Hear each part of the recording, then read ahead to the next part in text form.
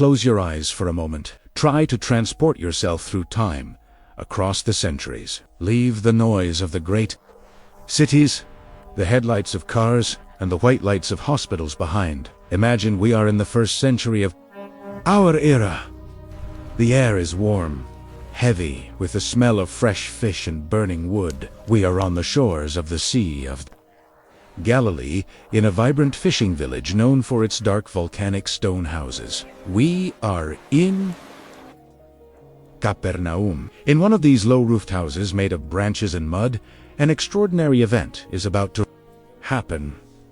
The greatest challenge in a woman's life in antiquity. A young woman is in labor, but looking around, you will not see heart monitors. There are no white coats, no sterilized gloves. There is no anesthesia to ease the journey, and no surgeon is on the way in case something does not go as planned. The miracle of life is raw and real. In Capernaum, at the time when historical figures like Jesus of Nazareth walked these earthen streets, bringing new life into the world was a true act of bravery. It was a dangerous crossing, where the line between a child's first cry and lasting silence was incredibly thin. Today, we are going to unravel this forgotten past. We will enter into the intimacy of those stone houses. How did these women manage?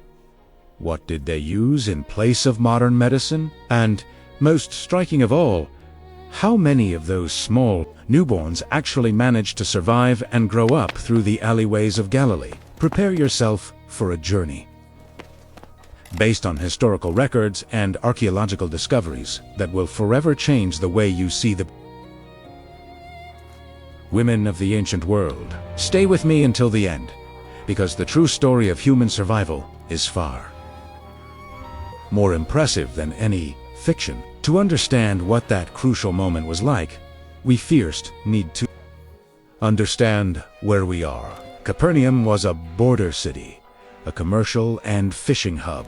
The climate in the region tends to be humid and hot for most of the year. The streets were narrow and dusty. The houses of the time, according to extensive archaeological excavations, did not offer the acoustic insulation we have today. They were built with irregular blocks of black basalt, a volcanic stone abundant in the region. The roofs were flat, made of wooden beams covered by a mixture of reeds, straw, and clay. The housing model was what historians call an insula, or family complex. Imagine a large central courtyard open to the sky, where wheat was ground and fishing nets were repaired. Around this courtyard were the small rooms where families slept. Several generations shared the same space. When the moment came for a new life to be born, there was no hospital room reserved. The environment had to be adapted. The most sheltered room in the house was chosen. The windows, which at the time had no glass, were small openings for ventilation, covered with hides or thick fabrics to protect the expectant mother from the wind. The floor, of packed earth, was covered with clean straw mats. The room was lit by small olive oil lamps made of clay, which cast dancing shadows on the black stone walls. The smell of burning oil mixed with the aroma of herbs being prepared. The room settled into half-light. Warm, but tense. From the moment the contractions began to intensify, the men withdrew. The space around the mother became exclusively female territory. Fathers and husbands waited in the courtyard. Inside, the true support network swung into action, ready for the great challenge. At the center of everything stood the most important figure of that moment, the midwife. In ancient Hebrew tradition, she was called the meyaledet. This woman did not attend universities. Her knowledge was passed down orally, from mother to daughter. She knew the secrets of the body through pure experience, from having witnessed countless lives arrive into the world. She was an extremely respected woman in the community, a silent leader.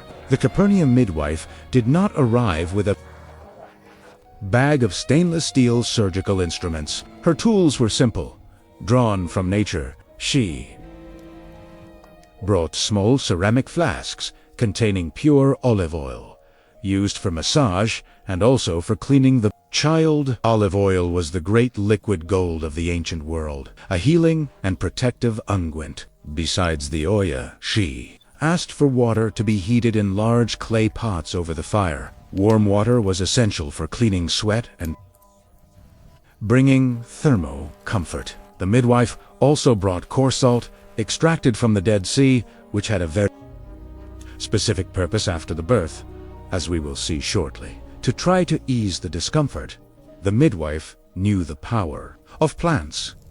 Without modern medicine, relief had to come from the earth. Teas made from local herbs, such as chamomile or mint, were offered to the woman to try to calm her anxiety and help her bear the intensity of the process. But the midwife's main instrument was not the herbs or the oil. It was her hands and her voice. Experienced hands touched the young mother's belly, feeling the baby's position. Her voice was firm and reassuring, guiding the rhythm of breathing. She did not work alone. The older women of the family formed a circle around the young woman. They held her hands, wiped her face, and sang ancient hymns. The cadence of the songs helped maintain focus, creating a kind of natural trance to cope with the physical effort. In hospitals, women generally give birth lying in beds. But in the 1st century, in Capernaum, the reality was completely different. Ancient wisdom perfectly understood a basic principle of physics: gravity. Lying on one's back was considered counterproductive. Women used the force of nature to their advantage. When the culminating moment approached, the midwife prepared something mentioned in very ancient texts, the obnayim. This Hebrew word can be translated as the 2 stones, or the birth seat. It consisted of 2 large firm stones side by side, or a small horseshoe-shaped wooden bench. The mother crouched down, supporting herself on these stones. Stalling in a vertical squatting position helped open the way more naturally and allowed gravity to help child to descend. At this moment, human support was vital. As there was no anesthesia, the young woman depended entirely on the women around her. A strong family member, usually the young woman's own mother, sat directly behind her, serving as a living back. The expectant mother leaned her back against this woman's chest, who embraced and held her firmly by the shoulders. It was as if the two were one. In front, kneeling on the floor, was the midwife, waiting to receive the new life. The effort demanded everything from that young woman. The deep breaths, the words of encouragement, whispered, "Strength, don't give up." The absence of medical resources was compensated by an unshakable human presence. And then, in a moment of pure effort, it happened. The tense silence was broken by the first cry. The midwife, with agility, caught the small child, but the work was not yet finished. Without surgical scissors, the midwife used an iron knife, or a blade, made of sharp flint, a cutting volcanic stone. The cord was tied with linen thread, with the cry echoing through the basalt walls. Attention turned to the immediate care of that small being. The way a newborn was treated in the 1st century may seem peculiar to us today, but each gesture had a deep practical and cultural meaning. First, the child was bathed in clean water to remove the natural marks of its journey. What came next is known to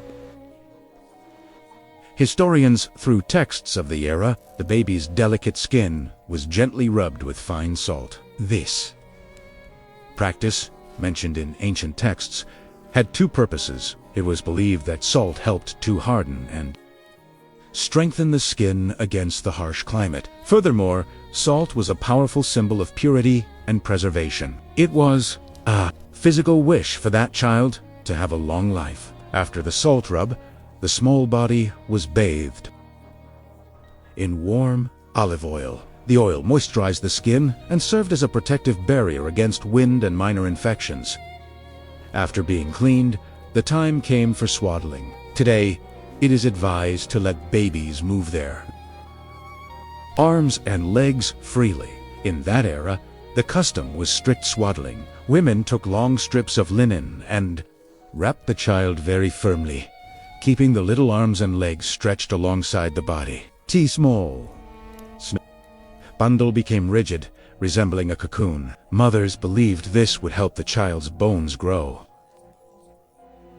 straight. Furthermore, in the cold winters of the region, this cocoon of cloth was essential to maintain the newborn's temperature. Only after all those steps of being salted, anointed with oil, and firmly swaddled was the baby finally handed to the exhausted but relieved arms of the mother. She settled the child against her chest for the first feeding, in a rustic stone room lit by the flame of an oil lamp. Up to this point, we have followed the victorious side of this journey. But we need to be transparent about history and face a much harsher reality. Remember, when I mentioned at the beginning that the line between life and the absence of it was very thin, the time has come to look at the numbers according to archaeologists and demographers specializing in Roman and Jewish antiquity. In Capernaum, just as throughout the ancient world, nature dictated relentless rules. Without vaccines, without antibiotics, without incubators, or access to treated water, survival rates were something that would profoundly shock any father or mother of today. Studies indicate that about 30% of babies born in that era could not see their first spring. This means that out of every 10 children who cried at birth in that fishing village, 3 departed prematurely before completing their first year of life. Respiratory diseases during the cold months, mysterious fevers, intestinal infections, and lack of nutrients during weaning were formidable challenges. And the battle for survival did not end on the first birthday. The period of early childhood was considered a true testing ground for human resilience. It is estimated that almost half of all children did not reach 15 years of age. If a young person from Capernaum managed to celebrate their 15th year of life,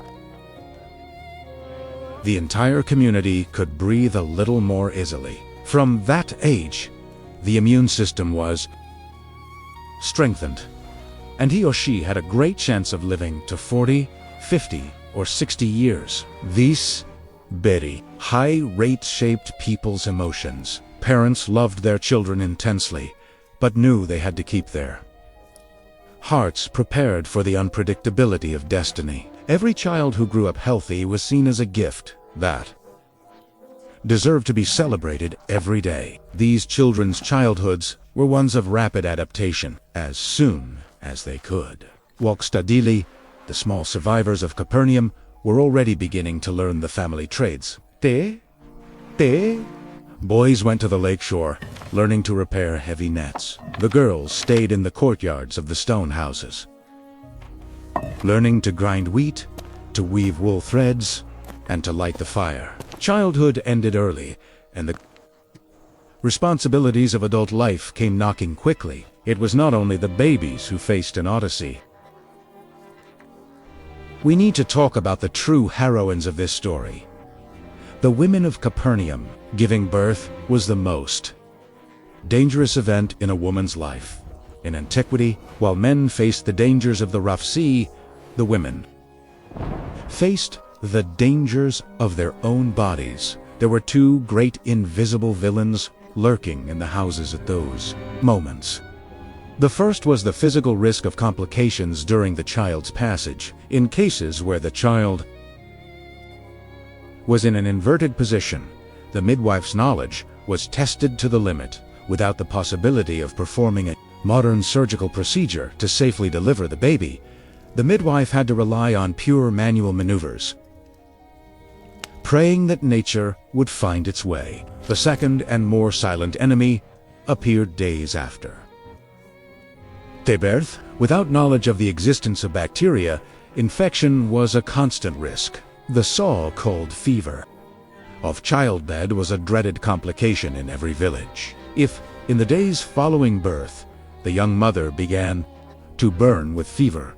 Despair took hold of the family. Again, herbs were invoked. Cold water compresses from the lake, infusions of medicinal plants, fervent prayers offered by the family elders in the synagogues. Many women did not survive this period, leaving behind their newborns, who would have to be nursed by wet nurses, usually other women of the community. Female solidarity was the pillar that sustained the continuity of life. Those who survived emerged from the experience transformed. There was an understanding, silently held in society, that a woman only completed her transition to maturity after passing through this rite of endurance. They carried on their bodies the marks of their strength, the simple act of seeing a mother walking healthy through. The Capernaum market with her baby in her arms was the visual proof of a great victory against all the adversities of the first century. The wisdom of ancient traditions often hid incredibly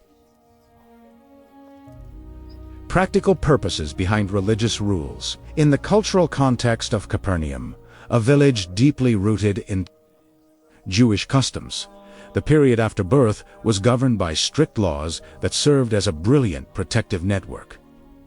For the woman, after the baby's arrival, the mother entered a state of ritual purity, governed by the ancient laws of Leviticus. If a boy was born, she was sheltered for 40 days. If it was a girl, the period extended to 80 days. Today, many people look at this with strangeness, but for this rule had a very positive practical impact. By being declared in this state of separation, the woman was temporarily exempt from various heavy obligations of daily life. In a society where manual labor was extreme, carrying large water jars, grinding wheat for hours, this rule forced the family to let the mother rest. It was a mandatory maternity leave. During this sacred time of seclusion, she stayed at home, focusing only on her physical recovery and on nursing her newly arrived child. When this period of seclusion came to an end, there was a ritual of transition and reintegration into society. The woman went to the Mikveh, a ritual purification bath built on steps and fed by natural running water, often collected from the rain. She descended the stone steps, immersing herself completely in the fresh waters. It was not just a bath of physical hygiene. It was a bath of spiritual renewal. Upon emerging from the waters of the Mikveh, she was leaving behind the state of vulnerability and the dangers of childbirth. She was ready to return to full participation in the community. Then, the family would make an offering of gratitude, which for the humble families of Capernaum was usually 2 small doves, a sign of thanksgiving to the heavens for the preservation of both lives. As we walk toward the end of our journey through the basalt houses and the ancient traditions of Galilee, it is impossible not to feel a deep admiration. Traditional history books tend to focus on the great battles waged by generals, on Roman emperors, on political revolts, and the construction of immense monuments, but the true backbone of humanity was not forged on the battlefields of antiquity with swords and shields. It was forged in these small dark rooms with earthen floors and thatched roofs. It was sustained by the calloused hands of the midwives, by the warm olive oil and the immeasurable courage of anonymous young women. Women who faced the greatest of the unknown, stripped of any guarantee,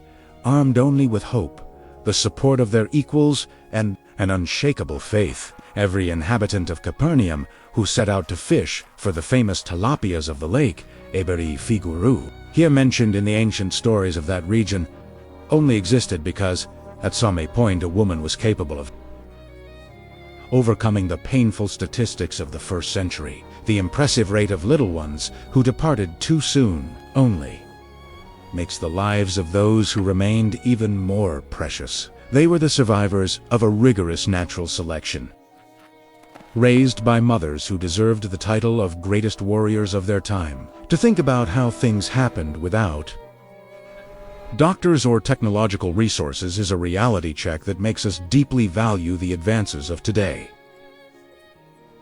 But it also reveals the extraordinary capacity for adaptation and resilience of the human body and the community. Together, the circle of women singing psalms, supporting the arms of the one who was about to bring new life, is the most beautiful image of solidarity that the past can leave us. It was a silent alliance where shared pain became pure strength. These women lived rigid routines, but proved every day that maternal love was always greater than any adversity imposed by the harsh nature of the first century. They did not leave great stone monuments for posterity, but left us an eternal legacy of immense human resilience that still reverberates throughout all of humanity. The next time you hear about the ancient city of Capernaum, or read a story set on the shores of the Sea of Galilee, I hope you do not see only the fishermen and the travelers. I hope that, in the background of the scene, you can imagine the smoke of a small oil lamp and can hear the rhythmic and comforting song of a midwife, that you remember the birthstones, the salt rubbed on the skin, and the incredible journey of human survival. These are the stories that build who we are. They are narratives of resilience that connect the most distant past to our present. The world has changed. The volcanic stones gave way. 2 modern hospitals and technology has brought us safety. But the essence of that moment, the unbreakable force that exists within those who generate life, remains exactly the same across the millennia. If this deep dive into the past changed your perspective in some way, do not keep this story to yourself. Share this documentary with the strong women in your life. Leave your comment below telling us which part of this historical journey surprised you the most. Was it the use of salt? Was it the stone birth seat? Or was it the revelation of the high rate of challenges that they faced? Subscribe to the channel so you don't miss our next journeys through time and through the hidden stories of humanity. Until our next journey, and remember, history is made by real people.